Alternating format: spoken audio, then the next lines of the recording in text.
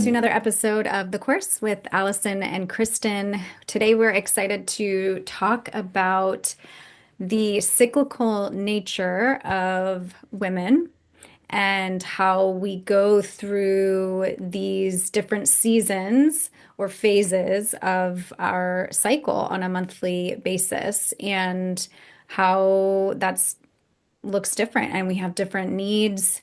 Um, and how important it is to recognize where we are so that we can really attune to what we're needing, so we can plan our lives around our different phases and really optimize how we're showing up and taking care of ourselves and others.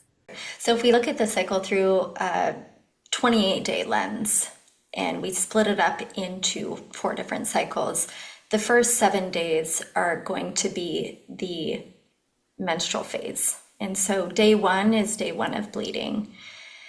And that's around 5 to 7 days, but we're just going to say 7 days for each cycle as we go. And the next 7 days is the follicular phase. And in the follicular phase is when the body is really gearing up for ovulation. It's really building itself for what's to come. And then there's ovulation, where we release the egg and we're fertile and we're preparing to possibly get pregnant. And then the next 7 days is the luteal phase, where if we're not pregnant, then it's the shedding phase, and it's the releasing phase before moving back into menstruation. And so we can talk a bit more in detail about each phase and what's happening biologically, but also what is needed in energy levels and needed for our body, and what we can do to support, but also how we might be able to show up and honor each phase of the cycle. Yeah, and I like to think about them seasonally. So menstruation is the winter, luteal, the fall, ovulation, summer, follicular, spring. I went out of order there. So menstruation, follicular, ovulation, luteal, winter, spring, summer, fall. So when you're in menstruation, I'm sure for all the women listening, you observe yourself feeling maybe lower energy. This I call it this internal winter. So yeah, lower energy. You really, for me, I want to go inward. I don't want to be socializing. I want to have alone time.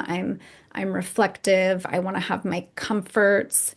Yeah, I'm not scheduling appointments during this time. I'm not scheduling dinners with friends. I'm scheduling self-care. I'm taking it really easy. My husband and my family members know, I'm not going to be cooking meals for everyone. I'm not going to be that helpful around the house. I'm really low energy, take care of myself, be by myself. And then we move into follicular when we're coming out of menstruation, and it's like spring. The energy starts to pick back up.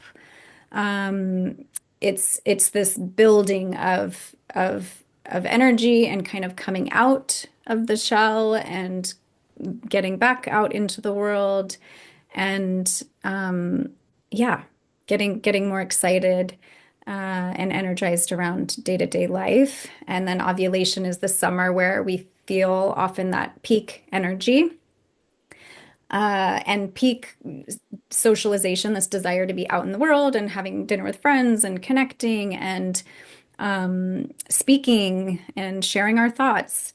And then moving into fall, which is the luteal phase, where it's kind of this transition from the summer to the winter. It's this in-between phase where I certainly notice my energy slowly dipping, especially as you get closer to menstruation or the internal winter.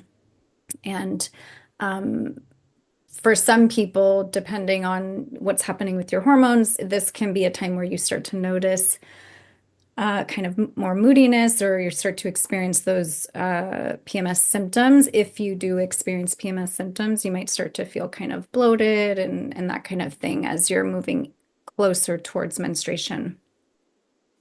How do you support yourself with, well, how do you support yourself in general as you move through your cycle and these different phases and maybe with nutrition? What do you notice for yourself and what helps you? I definitely like to think about the phases of the cycle as seasons as well, because that helps me even think nutritionally of what I might need or what might be supportive to my body. And so, what I choose to eat during the different phases of the cycle is related to that seasonal aspect. And so in the winter, it might be more soups or broths or more meats or more like nutrient dense foods that are warming to the system, warming to my body, warming to my womb, and replenishing in a lot of ways. And in ovulation in summer, it's like fruits and salads and high energy foods. And so thinking of like, oh, what am I wanting or what's ripe during the summer? Like what does my body need more during that time? And relating that to food and also to energy levels for exercise. When I'm ovulating, I feel like, all right, I can sprint, I can do that big hike, I can, climb the mountain, I can really do a lot of output of energy, and that feels nourishing and sustainable to me versus when I'm in my fall or autumn phase for luteal, I feel less of that big energy output that I can do and more refined and nurturing movements for myself that still are active but not depleting. And so I think thinking of them as seasons, thinking of the different phases as seasons really helps me to consider what I need. Yeah, ovulation. I noticed that as well. So that's the time of kind of max output of energy. And it's a great time to be doing those HIIT workouts, doing those sprints, that kind of thing where we feel really energized and we need to do something with that energy. And follicular is a great time to be doing cardio, like light cardio, dance or anything where you're picking up the pace, going for light jogs and that kind of thing. And then I liked what you said in luteal. I feel the same way that doing exercise that's more strength based, so with weights where I'm challenging my body, but it's not super fast paced, high energy cardio. And then menstruation, just either no movement, I mean, no organized exercise at all. Like I'm just moving through my day, maybe going for walks, or maybe doing some yoga if you have the energy for that, or maybe just really light Pilates, just depends on how you're feeling. But I have noticed when I sync up my exercise to my cycle, one, I feel so much more productive or successful. My workouts are not depleting because I'm tuned into what my body is needing and what my energy levels are during each phase. So it feels really good, and it actually gives me more energy when I'm working out in a supportive way based on where I am in my cycle. And if I'm really listening and cycle syncing my exercise routine in the the follicular and ovulatory phase, my PMS symptoms are non-existent.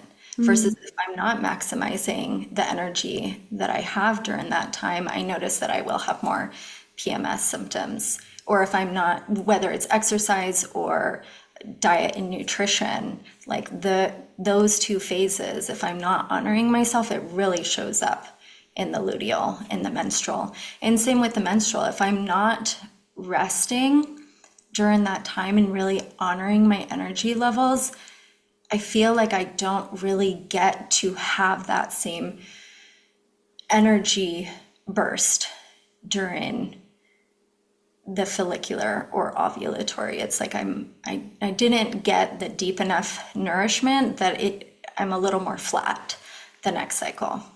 Such a good point. I noticed that too. It's like you have to be setting your body up for success as you move through your cycle. So, yeah, when I'm in luteal, again, that's the time when I typically, if I have not done a good job of really tuning into my body and supporting myself through the other phases, when I get to luteal, yeah, that's when I'm going to have some bloating. I might have some skin stuff happening. My energy will really take a dip more so when I've not done a good job of caring for myself throughout the cycle. So that's a really, really good point and a really good way to just pay attention and notice how I'm treating my body or tuning into what I'm eating and how I'm supporting my body impacts the way that I then experience the other phases of my cycle.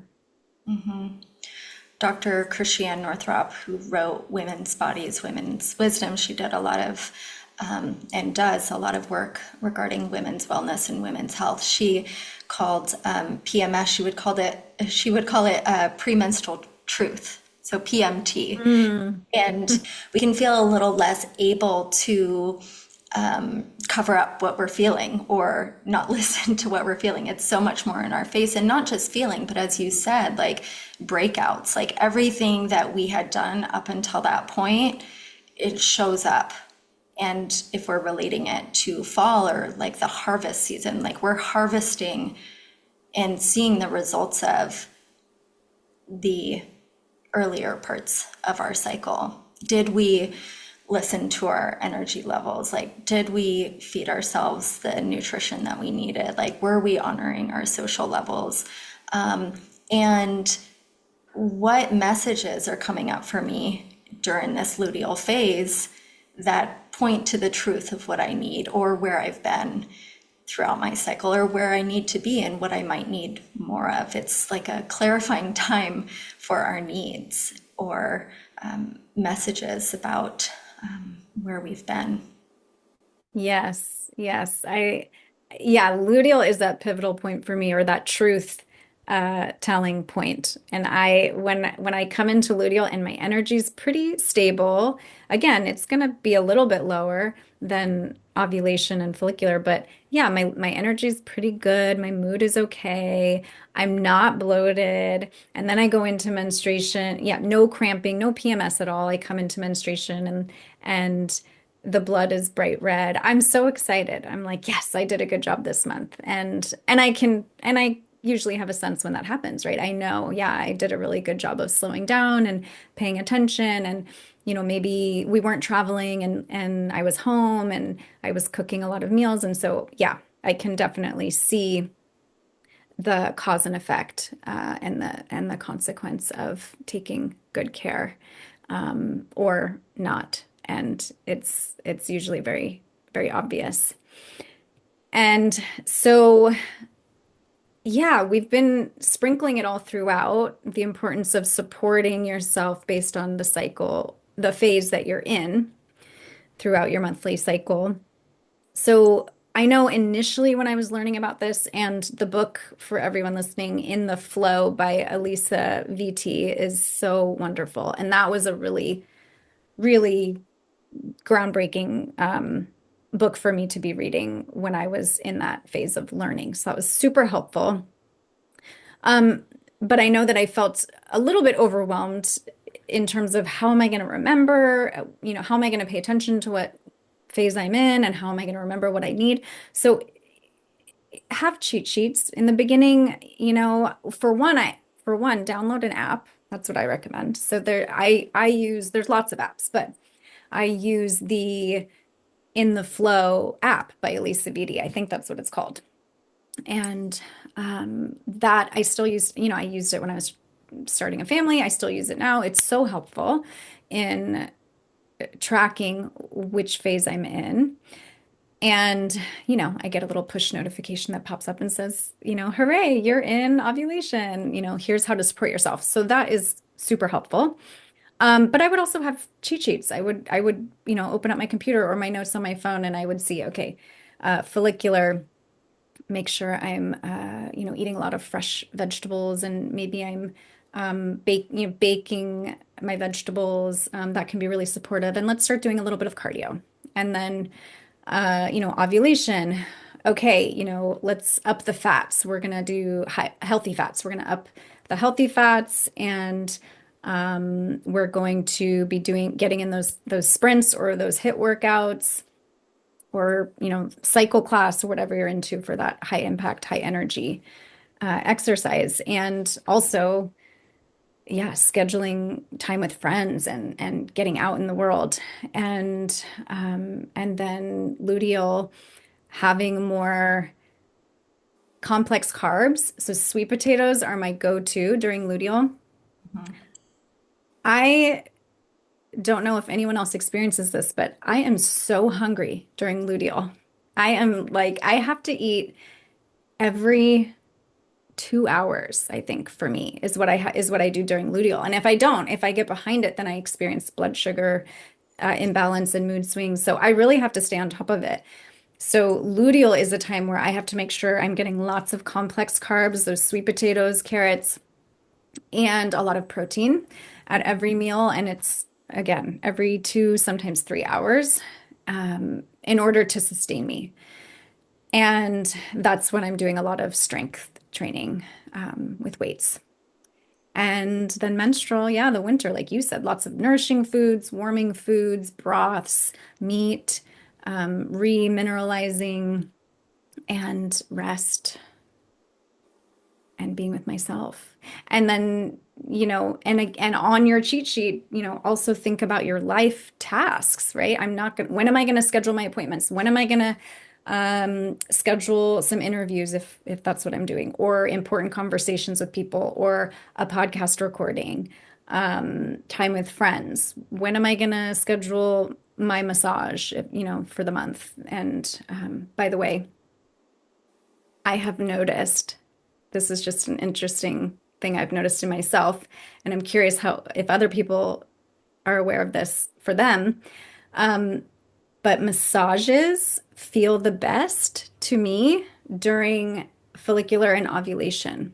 Once Mm. I come into luteal, I think is when it feels the worst. Something about it, like this, my skin or the senses, it feels more like a rubbing, where it's actually just not, it's not enjoyable, it's not pleasurable in any way. So, it's just so interesting to notice how things change based on where we are in our cycle in all areas of life. So just notice. You might even start to journal and reflect on, schedule your massage or schedule your whatever it is, and just notice how it feels during this phase versus that phase. There's some, I think there's a lot of generalities, when we just look at women's cycle, but then there's also nuances and looking at yourself specifically that might be different from the next woman.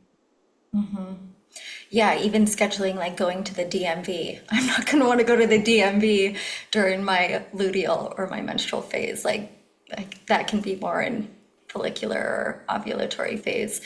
But that is so fascinating what you said about touch and that you enjoy it most during your follicular phase. And I think I noticed for the first time, I was getting like my eyebrows waxed or sugared during luteal, and it felt so much more painful, and I felt so much more emotional about it. And acupuncture too, interestingly enough. Mm. Like it just felt more pokey during my luteal phase. And I said something to the woman who was waxing my eyebrows. I was like, oh, it feels so much more tender. And we talked about it that during this phase, the body can feel more on edge, we can feel more pain.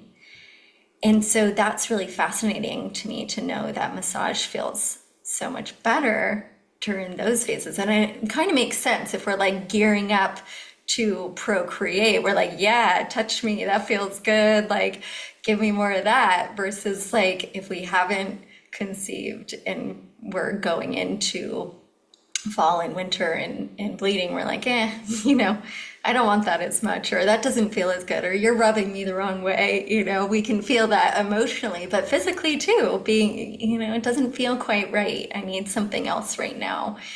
And I'd be curious to look up more about that kind of sensation of touch and how we're affected in those last two, well, not the last two, but in luteal and in menstrual. Yeah, Yeah, and the pain. specifically luteal. Yeah, and the pain tolerance. That's so true because I too have also experienced certain medical appointments during luteal and for me it's the same. I'm much more tender. I feel more pain. There's like a higher sensitivity to discomfort, whereas during follicular and ovulation, there's higher pain tolerance for me. Yeah, just not as sensitive, which I think does make sense seasonally. Once you're coming into the fall and the winter, you're like, don't poke me, don't prod me, right? I want to be by myself. Yeah, I don't want to have all this touch and especially touch that doesn't feel good.